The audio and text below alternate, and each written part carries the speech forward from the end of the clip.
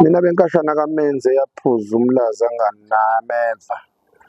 Mina benkashana kaMenze yaphuza umlazi angameva. Kusenjalo kunjalo njengoba nazi ukuthi asisebenzele econtainer kodwa sisebenzele emakhaya nje esigodlweni.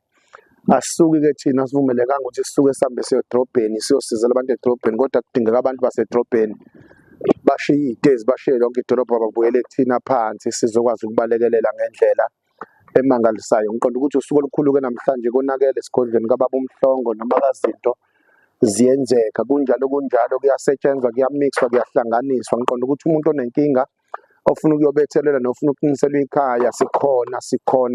Wena onenkinga yemoto sikhona. Wena onenkinga yomuzi, wena onenkinga yesitolo sikhona. Njengoba ubona nje izinduku ziyamixwa, ziyahlanganisa, kuyalayishwa, kuyaqoqwa. Omunye uyahamba e-Eastern Cape, omunye ubheka endaweni ezahlukahlukene. Wena Goli, wena Mpumalanga, kusakhona kusasa namhlanje ebusuku siyaqala siyakhukhula iy'khwama ziyalayishwa. Njengoba wabona nje ama-suitcase ngemva kwakho usisi lapha kuyalayishwa, kuyapakishwa.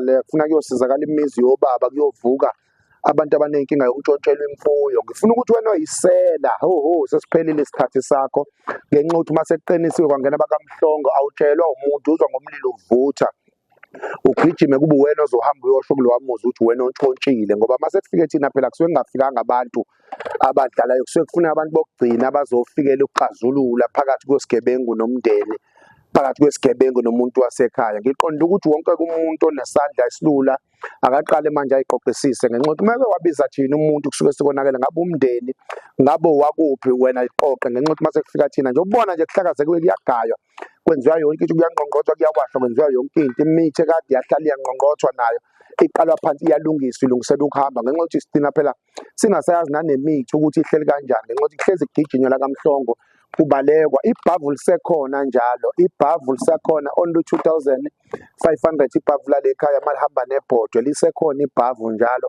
only 2,500. Izinto ziyenzeka kusekhona 7,500. Wena umayelana ney'phakamisa ney'gubhu-ke kuze sixoxisane ziqala 15,000 kubheka phezulu, kodwa sisekhona nesigubhu sewashi okwesefoni seringi ekuyisona sona esime ngaso le khaya kaMhlongo only 30,000 rand. Kuya ngokuthi wena ufunani. Uma unesitolo, unebhizinisi, unesejari, unayo yonke into, iza kuthina sizocela ukwenza ukuthi kuphithize kule bhizinisi lakho, ngoba nxa uthi uyazi ngabe inkonzo, ngabe ibandla onalo mhlawumbe nisindisiwe nishaya izinsimbi abazalwana bakwazi ukuzwa kahle, sikhonela lokho thina ukuthi sizokulekelela kunjalo kuyagaywa la ekhaya kwaMhlongo.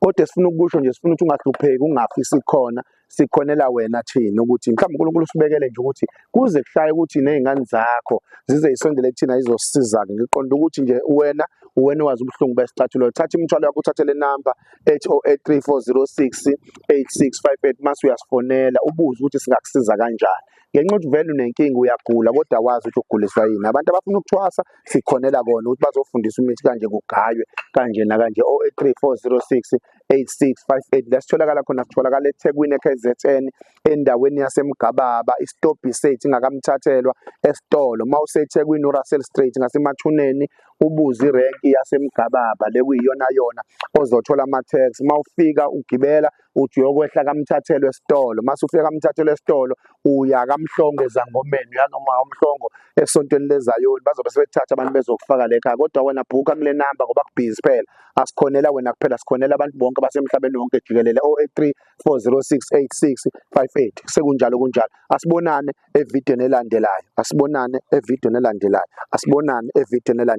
Bye bye.